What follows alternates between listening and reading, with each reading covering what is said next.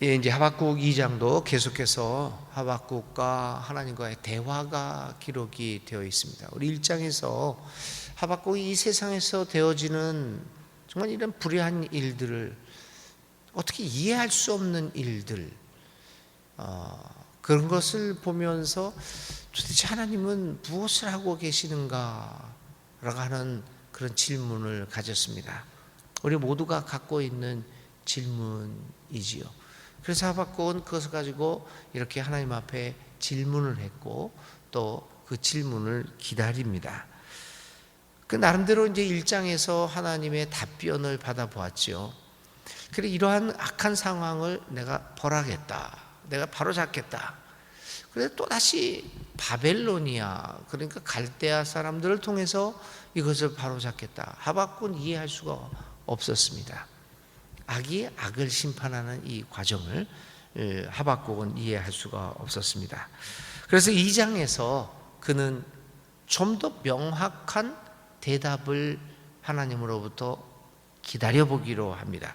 그게 이제 2장에서 하박국의 태도입니다. 그렇게 성내에 올라가서 하나님의 대답을 기다려보자.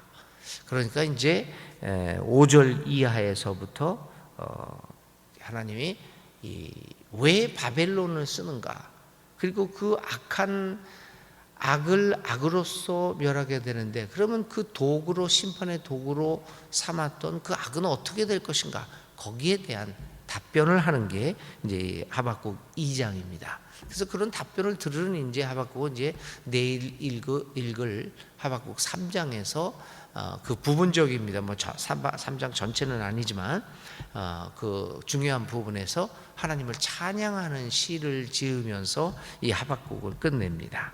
자, 그래서 하여튼 하박국은 오늘 하나님의 답변을 기다리게 됩니다. 하나님을, 하박국뿐만 아니라 하나님을 믿는 사람들은 그 하나님의 대답을 기다릴 수밖에 없지 않겠습니까? 하박국을 비롯한 우리들은 하나님이 하시는 행위에 대하여 도무지 이해할 수 없습니다. 지금 당장 어떻게 그 뜻을 보여주면 좋겠는데 하나님은 그렇지 않습니다. 우리 모두가 그래서 하나님이 하시는 일들에 대하여 여러 가지 의문을 갖기도 하고 이해하지 못합니다. 근데 어떻게 보면 사실 그 하나님을 이해할 수 없는 게 당연한 것 아닐까요? 우리 무한한 존재이신 하나님을 유한한 존재인 우리가 어떻게 이해할 수 있고, 그 무한한 존재인 하나님을 유한한 존재인 우리 안에 가두어둘 수가 있겠습니까? 그러니 사실 하나님을 이해할 수 없는 것은 당연한 일입니다. 그 신앙에 있어서도 마찬가지죠. 하나님을 믿는다는 것 자체가 그런 것이죠. 하나님은 어떻게 우리가 완벽하게 믿을 수 있겠습니까? 또 우리가 어떻게 하나님을 완벽하게 알 수가 있겠습니까? 그러면 오늘 우리들이 주장하고 있는 하나님은 이런 분이다 저런 분이다 라고 하는 것은 다 부분적인 진리일 수밖에 없습니다. 철학에서도 그러죠. 뭐 어거스틴도 그랬죠. 이게 하나님이다 라고 100% 얘기하는 순간 너는 하나님을 발견한 것이 아니라 다른 것을 발견했다, 이렇게 이야기를 합니다. 하나님을 알 수도 이해할 수도 없습니다. 그러므로 우리는 늘 내가 가진 진리에 대해서, 하나님만이 절대적인 진리를 갖고 있는 것이지 오늘 우리들은 절대적인 진리를 가질 수가 없습니다. 그저 그렇게만 알고 있는 것이죠. 그래서 우리가 세월이 지나가면 갈수록 좀 더 연구하고 공부하고 깊은 영성의 세계에 들어가면 들어갈수록 오늘 내가 요만큼 하나님을 알았다면 내일은 그것보다 조금 더 알아가고, 오늘 내가 이렇게 하나님을 알았다면 그 다음 날은 내가 지금까지 몰랐던 하나님의 한 부분을 또 알게 되는 것입니다.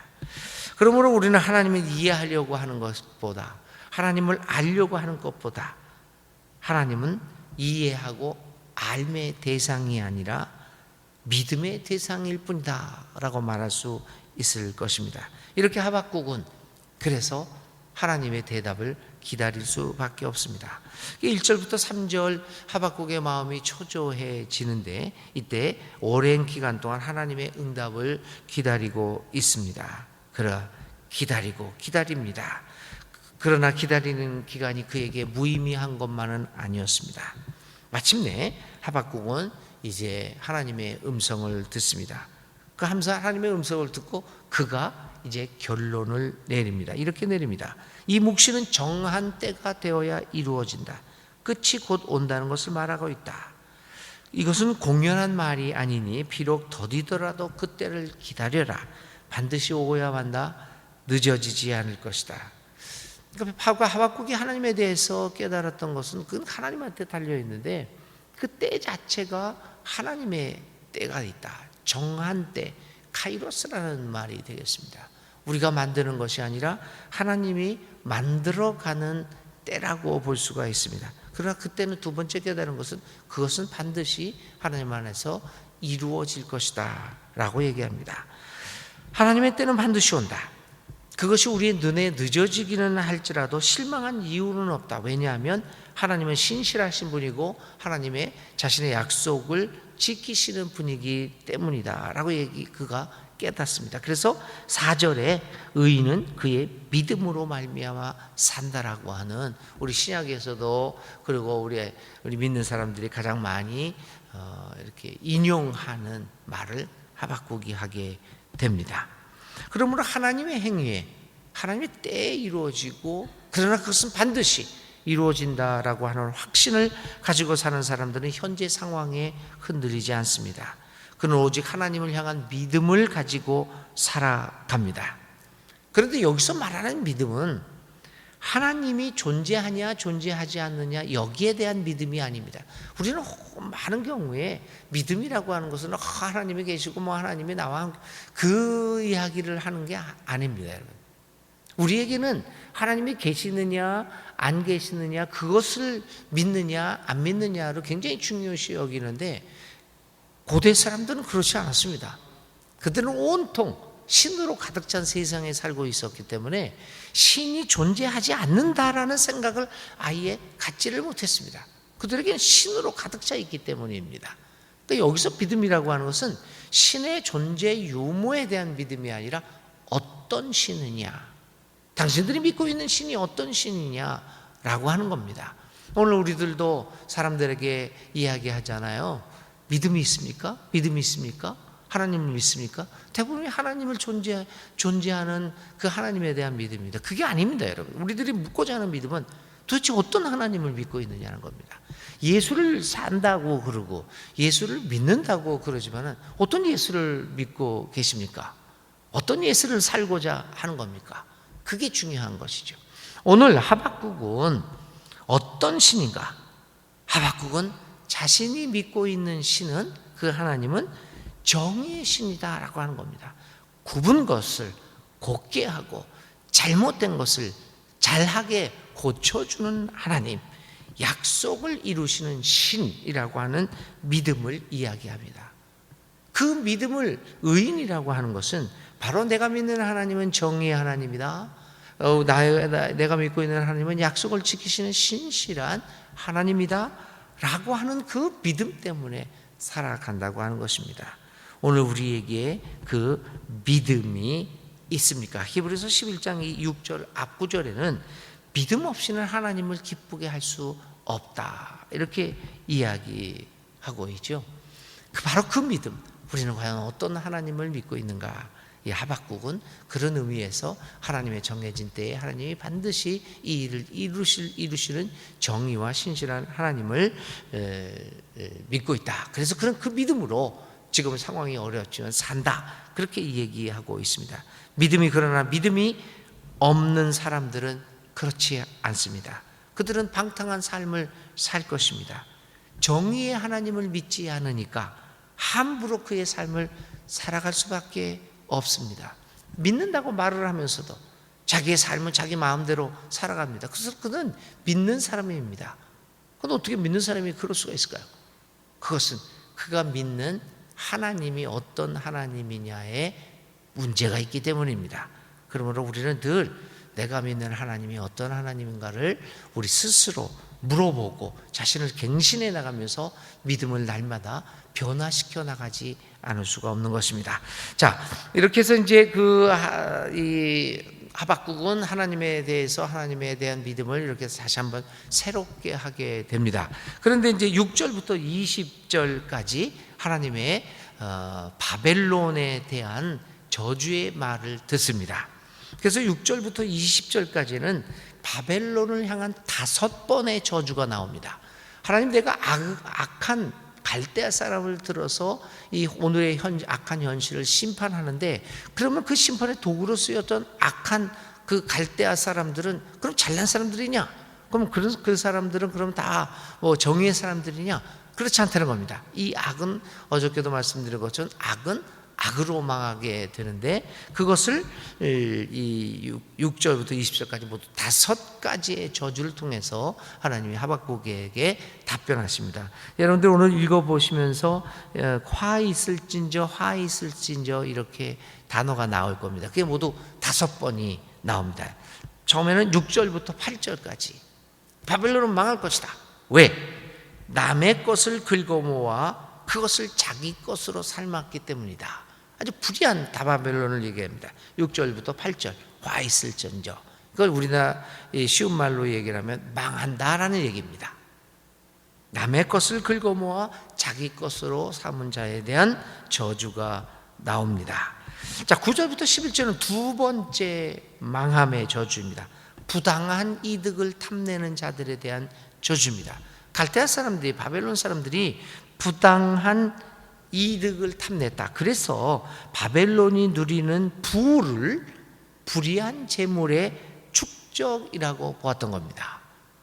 그들이 정당한 방법으로 부를 모은 것이 아니라 불의한 방법으로 부당한 이익을 취득했다. 그러한 것들이, 이 악한들이 망할 것이다. 그래서 그들은 가진 방법을 통하여 자신의 부를 늘려갔고, 그에 따라서 가난하고 억울한 사람들의 눈물이 배어 있는 부를 가지고 있다라고 하는 것입니다. 자신의 배만 부르게 만드는 것은 결코 진정한 의미의 복이 될 수 없다. 그래서 하나님은 그러한 부, 이 바벨론으로 상징되는 이 불의한 부를 반드시 벌하실 거라고 이야기를 합니다. 이게 이제 두 번째 화 있을진저 저주의 선언이죠. 세 번째는 12절부터 14절까지입니다. 불의로 성읍을 건축한 자들에 대한 저주입니다. 바벨론은 목적을 위하여 과정을 중요시하지 않는 제국의 모습을 그대로 보여주고 있었습니다. 거기에 대한 저주였습니다. 목적의 성취는 모든 과정을 정당화한다고 생각하는 우리의 모습과 유사하지 않습니까? 그러나 하나님의 나라는 목적의 성취보다는 그 정의로운 과정을 더 중요시 여기는 나라인 것을 우리가 잊고 있습니다. 이렇게 해서 이제 세 번째 저주, 과정을 중요시하지 않는 제국의 모습을, 제국을 저주하는 것이 이제 세 번째 저주입니다. 15절부터 17절 이 네 번째 화 있을진저라는 단어가 나옵니다. 이 15절부터 17절의 네 번째 저주는 약한 사람의 처지를 이용해서 자신의 위치를 강화시키는 사람들에 대한 이야기합니다. 악한 사람들은 약한 사람들의 열악한 위치를 이용합니다. 그래서 거래를 할 때도 이 평등한 거래를 할 수 없는 그러한 상황을 이용을 해서 약한 자들의 것들을 빼앗습니다. 그런데 그것이 매우 정상적이고 합법적인 모습으로 시행이 되죠. 그래서 그들은 사회에서 정죄받지 않습니다. 왜냐하면 지극히 합법적으로 했기 때문입니다. 오히려 이 사람들은 능력 많은 사람이라는 칭송을 받기도 하고 많은 사람에게 부러움을 사기도 합니다. 이 바벨론을 비롯한 많은 제국들이 약소국들을 향하여 얼마나 많은 불평등 조약을 체결함으로써 약탈하고 침략을 했습니까? 이게 15절부터 17절은 이런 약한 사람의 처지를 이용했던 바벨론 제국에 대한 저주를 퍼붓고 있습니다. 오늘도 우리들의 마찬가지죠. 오늘의 삶에도 똑같은 일들이 나오고 있습니다. 미국이 우리에게 몇 조 원의 방위비까지, 그 가족들 주둔하는 거 뭐 저기까지 하는 거 우리는 꼼짝 못하고 이렇게 하고 그냥 어떻게 할 바를 모르고 있고, 이런 것들이 바로 이제 여기 하박국이 비판하고 있었던 저주의 모습이죠. 자, 이게 이제 네 번째 저주입니다. 마지막으로 18절부터 20절까지의 마지막 화 있을진저 저주의 말씀이 나옵니다. 우상으로 사람을 미혹하게 하는 자들에 대한 저주입니다. 헛된 희망, 잘못된 가르침, 잘못된 환상을 줌으로써 사람들을 유혹하는 것. 바벨론 제국은 사람들을 유혹합니다. 우리처럼 살면 우리와 같은 크고 위대한 제국이 될 수 있다. 우리처럼 번영할 수 있다. 사람들을 유혹합니다. 그리고 그 제국에 굴복하면 너희들에게 번영을 약속해 준다고 거짓으로 사람들을 꿰어냅니다. 오늘도 우리는 이러한 유혹과 감언 이설로 혼돈하게 되죠. 사람들을 유혹하게 만들고 또 이룰 수 없는 약속들을 남발하면서 우리들을 혼란에 빠지게 합니다. 많은 경우 종교인들이 그런 일들을 합니다. 번영의 신화, 그리고 잘못된 자신들의 이익을 위한 이러한 가르침으로 많은 사람들을 혼란에 빠지게 만들고, 우리 어리석은 우리들은 뭐 그렇게 하면 우리도 바벨론 같이 되지 않겠느냐, 우리도 바벨론처럼 번영하고 힘세고 남들을 위해서 군림하는 사람들이 되지 않느냐, 이런 생각들을 하게 되는 거죠. 우리나라 같은 경우에서도 정치적인 면에 있어서 가난한 사람들이 지금까지 이렇게 투표 성향을 보면 한국에서 가난한 사람들이 뭐 자유한국당이라든지 이게 부자들을 위한 그 정책들을 많이 쓰는 사람들이거든요. 근데 거기를 투표를 합니다. 그래서 누가 그런 이야기들을 하잖아요. 뭐 투덜투덜 하면서도 장사가 안 된다, 우리 자영업자들이 뭐 장사가 망한다 그러면서 정책은 대기업 위주로 하는 정당에 투표를 합니다. 이 사람들이요. 그 모순이잖아요. 이게 월급이 적다 뭐 그러면서 불평을 합니다. 근데 기본 임금을 깎고 소득 주도 성장을 하는 정당은 나쁘다고 그러고, 일을 많이 하고 임금 많이 올리지 않는 정책을 구사하는 정당에 투표를 합니다. 그러면서 우리 수입이 적다 그러고, 이게 모순이잖아요. 그게 바로 이제 제국이 오늘 얘기하는 우상으로 사람을 미혹하게 하는 자들이라고 하는 거죠. 네, 그러니까 이제 왜 그러면은 그분들이 그렇게 부자들을 중심으로 하는 정책을 피는 정당에 투표하겠습니까? 묘한 심리가 있는 거죠. 부자들이 모여있는 부자들을 중심으로 하기 때문에 이 사람들을 지지하면 나도 부자가 될 수 있다라고 하는 생각을 갖습니다. 이게 아닌 것 같지만 굉장히 심리들을 분석해 보면 그렇습니다. 우상으로 사람을 미혹해 하는 것, 여기에 대해서 하나님은 심판한다. 그런다. 우리는 그러므로 하나님의 말씀으로 이러한 우상들을 물리치고 진리 안에 우리 자신을 드려야 하고, 진리 앞에 우리 자신을 드려야 합니다. 우상을 무엇에다 쓸 수 있겠느냐? 사람이 새겨서 만든 것이 아니냐? 거짓이나 가르치는 부어 만든 우상에게서 무엇을 얻을 수 있겠느냐? 오늘 하박국 2장 18절에 있는 말씀에서 하나님은 우리에게 이야기를 하고 있습니다. 이런 5가지 저주를 이제 하박국은 하나님으로부터 듣고 어느 정도 하나님의 역사에 대해서 이해를 하게 됩니다. 그러면서 믿음으로 의인은 믿음으로 살 것이라고 얘기하며 이제 내일 3장에서 하박국이 하나님을 찬양하는 소리를 우리는 들을 수 있을 것입니다.